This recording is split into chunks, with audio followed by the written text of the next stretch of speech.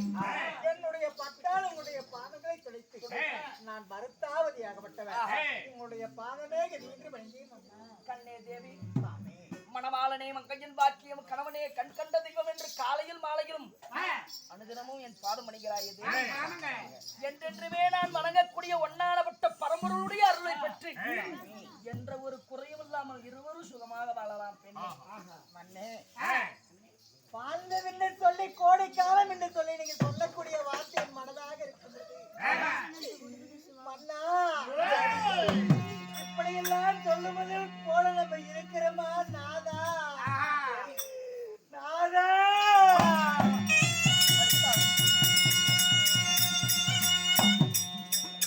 நான் கணவனும் உங்களுக்கு நான் மனைவியான தோஷமோ, எனக்கு நீங்க கணவனான நேரமோ, நம்ம குழந்தையே இல்லாம வரலேன்னு இந்த உலகத்துல வாழ்வதை விட நாதா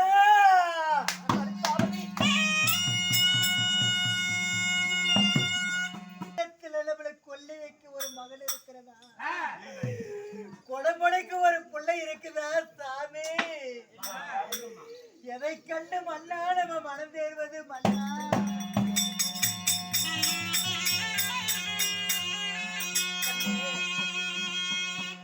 இதனால் வரை உன்னை மாலையிட்ட நாள் முதலாக நான் யார் ஒருவருக்கும் நான் தீங்கு செய்தது கிடையாது. யார் ஒருவர் எது இல்லை என்று கேட்டாலும் நான் இல்லைன்னு நான் சொன்னது கிடையாது. ஆனா பாழா போன அந்த இறைவனுக்கு நமக்கு 60 குறுக்கே 20 80 வயசு இந்த 80 வயசு வரையிலும் நமக்கு ஒரு குழந்தை இல்லை. போகக்கூடிய தளமெல்லாம் பார்த்து குழந்தை எத்தனை கேட்கும் போது பெற்றவங்க பிள்ளையோட அருமை தெரியும், பெற்றாதவங்களுக்கு என்னங்க அருமை தெரியும்? கற்றவருக்கு தான் தெரியும் பிள்ளையுடைய அருமை. ஒன்றை கற்றவருக்கு தான் தெரியுமா கல்வியுடைய அருமை. நீ மனம் கலங்க வேண்டாம்.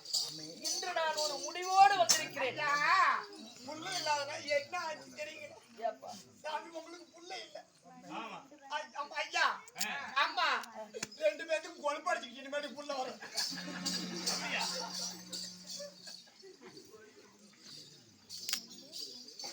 பாருங்க 2 பேருமே இங்க பாருங்க, நீங்க 1000 லிட்டர் சிண்டெக்ஸ் டேங்கன்னா நம்ம 500 லிட்டர் சிண்டெக்ஸ் டேங்க். ஆமா 2 பேரும் சைஸ் பாருங்க, ஜோடி பொறுத்து விட்டு எப்படி அமைஞ்சிருக்காரு. ஐயா ஐயில அடிக்காதா கடவுள்யா. ஒருவருக்கு ஒரு குழந்தை இல்லைன்னா வச்சுக்க, ஆமா முன்னாடி ஒரு மொண்டி முடவன் யாராவது போறாங்கன்னா வச்சுக்க, அவங்களுக்கு காது கேட்கற மாதிரி அதாவது ஒரு மொண்டி போறோம், அதாவது ஒரு முடவும் போறோம் அப்படின்னு நீ சொன்னீங்கன்னா அவன் மனசுல போய் அதுக்கு எப்படி நினைக்கும்? எப்படி சாமி? ஐயோ அந்த பாழா போன இறைவனுக்கு கண்ணு இல்லையா? ஆமா நம்மளையே அந்த கடவுள் இப்படி படைச்சிட்டான். ரெண்டாத்துக்கு இப்படி குஞ்சா விட்டான். நம்மள ஏன் இப்படி படைச்சிட்டான்? நம்ம என்ன பாவம் பண்ணோம், நம்ம என்ன தீங்கு செய்தோம் அப்படின்னு அவன் மனசெரிஞ்சு மனசார ஒரு வார்த்தை இவெல்லாம் நல்லா இருப்பானா இல்ல இவெல்லாம் போகும்போது சாவ மாட்டா கோமாளி பையன் அப்படின்னு நினைச்சிட்டாங்கன்னா, நான் போகும்போது எங்க ஆட்டோல இவன் தான் முன்னாடி உட்காந்துட்டு போவான். பாருங்க டிரைவர் ஒருத்தர் இருக்கிறான்ல, அவன் இங்க வாத்தியார் அண்ணால ஓட்டிட்டு போவான். இவன் கில்லர் சீட்ல உக்காந்துருப்பான். இவனை மட்டும் போட்டு தெரிஞ்சா இவனுங்க எல்லாம் 2 பேரும் செத்தாத்தான் பொறாட்டிக்கிற நாங்கெல்லாம் சாவோம். எப்படி தலைவிதியோ அப்படிதான் நடக்கும். ஆமா சாமி, அதை யாராலையும் மாத்த முடியவே முடியாது. நீ 1008 ஆசைப்படலாம், அது நடந்தாதான் ஆச்சு. அப்படி இல்லாமே நீ புளிய மரத்துல ஏறி இன்னும் சாவாமக்கிற. இன்று நான் ஒரு முடிவோட வந்திருக்கிறேன். ஆமா கொரோனா மருந்து வாங்கி காதல விட்டுக்கலாம். இல்லப்பா 60 குறுக்கே 20 எங்களுக்கு 80 வயசு ஆகுது. எனக்கு 80 வயசு, உனக்கு 80. அம்மா உனக்கு சரி போடு சாமி கணக்குல வச்சுட்டு வரேன். இன்று ஒரு முடிவோடு வந்திருக்கிறேன். என்ன தெரியுமா? எப்படிங்க? தேவலோகத்தில் தேவர் சபையானது கூட போகுது. அதிலே தேவாதி தேவர்கள் 33 மூவர்கள் சுருள் 33 கோடி தேவர்கள் 48,000 ரிஷிமார்கள் முதல் பல்லு ஒரே பல்லு வாயில் இருக்கு. சகல தேவர்களும் தேவர் சபையில கூடுவாங்க. அஷ்டதிக்கு பாலர்கள் காவல் சூழ அந்த தெய்வ கோமாண்டத்துல இன்றைய தினத்துல நான் குழந்தை வரம் கேட்கலாம் என்று நான் போகிறேன். கன்னியா தேவி இன்றைய தினத்துல தேவர் சபைக்கு சென்று நம்முடைய குழந்தை வரத்தை கேட்டு தேவாதி தேவர்கள் மனமிறங்கிய குழந்தை வரம் கொடுப்பார்கள். தேவரெல்லாம் கூட சபையில போய் நம்ம கேட்டா, ஐயோ மனசெறிஞ்சு ஒரு பையன் வந்திருக்காங்க, இவ்வளவு தூரம் கஷ்டப்பட்டு ஒரு பெரியார் வந்திருக்கிறாரு அப்படின்னு சொல்லி மனமிறங்கி நமக்கு ஒரு குழந்தை வரம் கொடுத்தா அதன் மூலமா ஆகலாம், நம்மளும் வாழலாம். அதனால தெய்வலோகம் சென்று வருகிறேன் பெண்ணே.